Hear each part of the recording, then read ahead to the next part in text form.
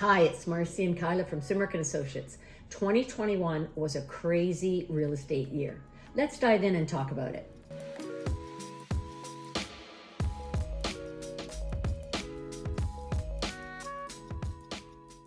"2021 was a crazy year. We're still living in a post-pandemic and the real estate market is hotter than ever. We want to share with you what we've been through over this past year, not only professionally, but personally, and we want to give you an insight into our local market.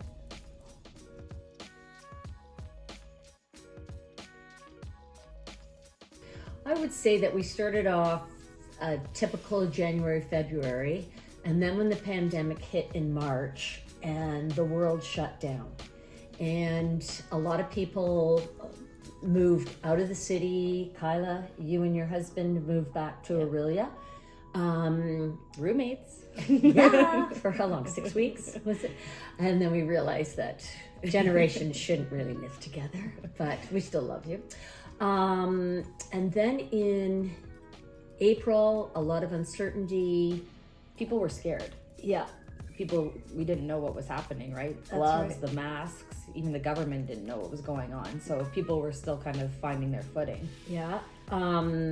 Listings were still coming on the market. We followed proper protocol to ensure that when we did go and list a house, that we vetted people to make sure that they followed the proper protocol.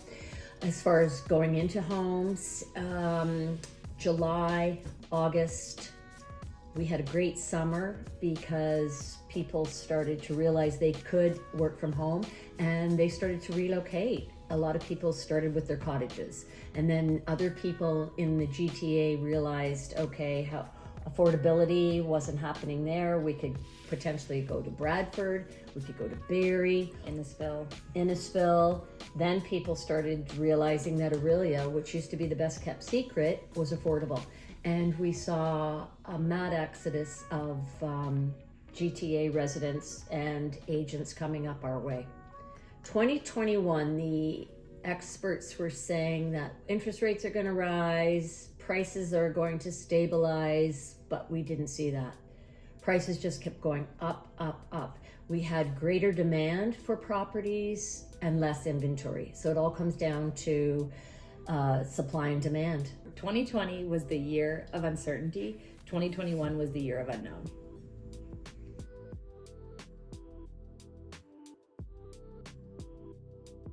I think for me, waterfront sales in Orillia and surrounding areas. In 2020, the average waterfront home price was $934,000. In 2021, it was $1.322 million. That's an increase of 42.6%. That is unheard of.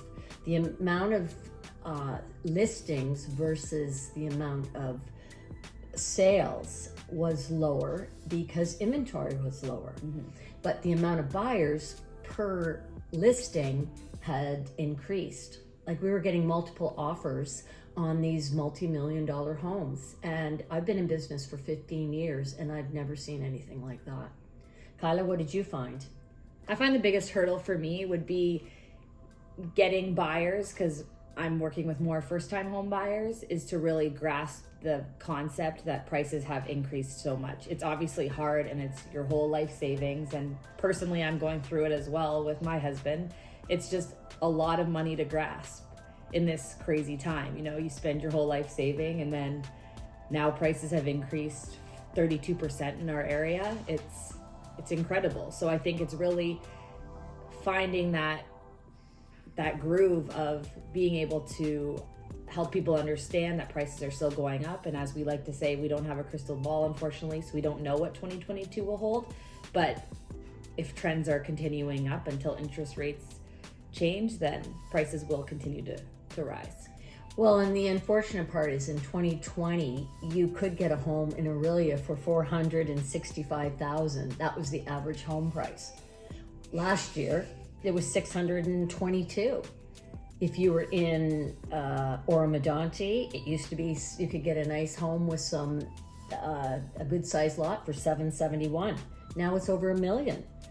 It's the same with Sovereign. Used to be 600,000. Now it's 800. Like, those are staggering amounts that when you think only a year ago you could have found an affordable home, and now it's becoming unaffordable for people because incomes are not rising at that level. No. They're not going up by 30%. What your salary is this year is not going to increase by 20 to 30,000. By 30%. By 30%.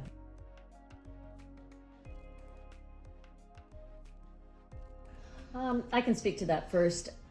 We have to educate our buyers that we can't give the great advice we used to, unfortunately, because it's like the wild, wild west, that you're going up against 8 other people when there's multiple offers. And you don't know their situations. It could be someone in Toronto who sold their property for 1.6 and is moving up here, and just the cash is different. Could be first-time home buyer who needs to put a finance clause in there. Who needs to have over 200K down. Yeah. The house, typically we used to recommend you put in finance and home inspection for 5 business days. That would allow us to go with our buyers to the home, inspect it, make sure their financing is all in order, although most people we do work with are pre-approved and that isn't an issue. But we can't do that anymore, unfortunately. We have to give them the advice that if you really want this home, then you have to go in with your highest and best.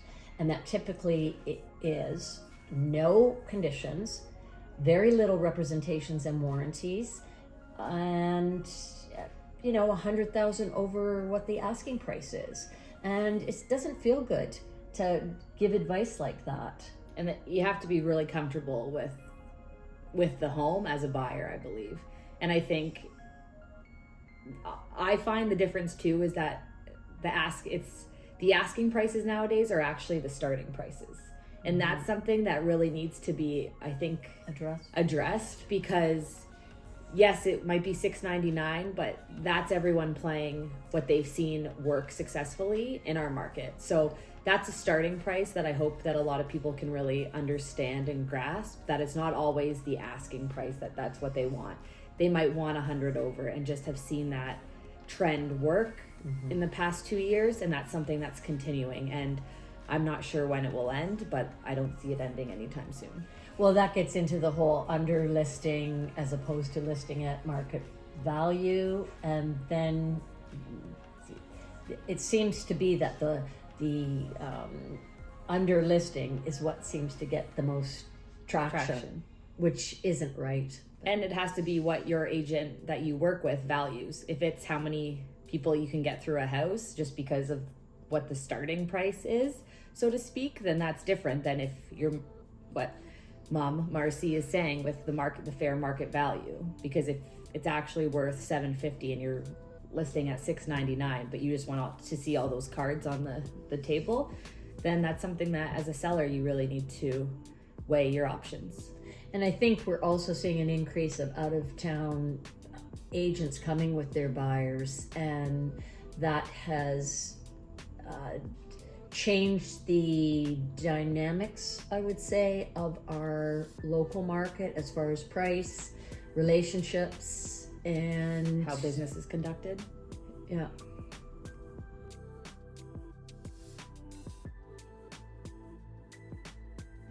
Well, for me, I've been working out.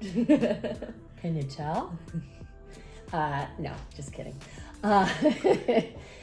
Personal, I have tried to get a balance and taking a couple days mornings off and getting my house in order. That's been on my to-do list since we had our kitchen renovated. And we have a 4-bedroom home, and only 2 bedrooms were usable. But in the last 60 days, I have managed to clean, declutter, and organize, and we now have 4 functioning bedrooms. And now when the kids come home, we can all have a place sleep to stay. What else?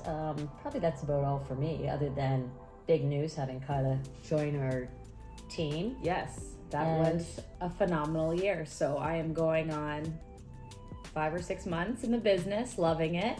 And obviously we have big news that we're expecting. Baby number 2. So for us, 2021 was exciting. I mean, Harper started daycare in July, which was huge for me because I felt like a bit of a woman again, in the sense that I was out in the working world and wasn't just a mom. So that was great. And then we found out we were pregnant. We get to do it all over again. But I couldn't be more excited to have my family grow. And I'm sure my mom can push back retirement for a few more years now that she knows that she's having another grandchild. Mm-hmm. I think that was it.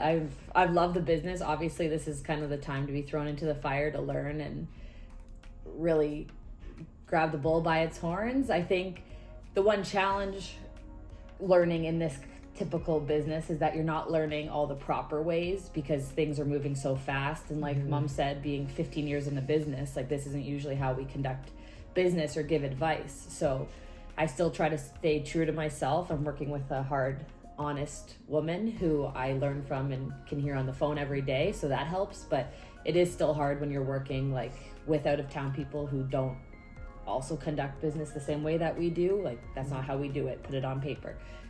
Just items like that, but it'll take time and I'll grow. And I'm fortunate for my corporate experience because I've taken a lot from that and brought it to this side of the business. But all I can do is continue to learn and just stay true to who I am. And I think you have to be able to pivot when you have challenges or something new happens in your world. You just have to pivot, get up, redirect your thinking or your processes and carry on. And also for Sumerk & Associates, we're really fortunate to have a great assistant social media manager. And if we didn't have Emily, I don't think the three of us would all. No, we wouldn't be functioning. Yeah. So that's been a great growth piece in our world for 2021.